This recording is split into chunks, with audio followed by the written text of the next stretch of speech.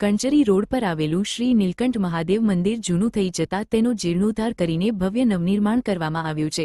આ મંદિરમાં પાર્શ્વ દેવતાઓમાં માં શિવપાર્વતી, શ્રી ગણેશજી, નંદી, શ્રી હનુમાનજી, બળિયાદેવ તથા શીતળા માતા શિકોતર માતાની મૂર્તિઓની પ્રાણ પ્રતિષ્ઠા ભક્તિમય માહોલમાં યોજાઈ હતી।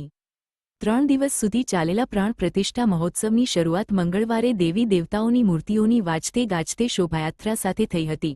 બુધવારે યજ્ઞ શરૂ થયો હતો, જેમાં આચાર્ય બ્રાહ્મણ રાકેશભાઈ ભટ્ટ, હર્ષિતભાઈ ભટ્ટ તથા અમદાવાદ, ખંભાત, સુરત અને હાલોલના કુલ 18 બ્રાહ્મણોએ વૈદિક મંત્રોચ્ચાર સાથે યજમાનો દ્વારા અગ્નિકુંડમાં આહુતિ અપાવી હતી।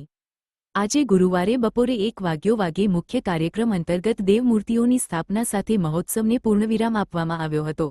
ત્યારબાદ સાંજે ભવ્ય મહાપ્રસાદનું આયોજન કરવામાં આવ્યું છે, જેમાં મોટી સંખ્યામાં ભક્તો જોડાશે। સમગ્ર મહોત્સવ દરમિયાન ભક્તોએ પૂજા અર્ચના અને પ્રાર્થના કરીને ધાર્મિક આનંદ અનુભવ્યો હતો।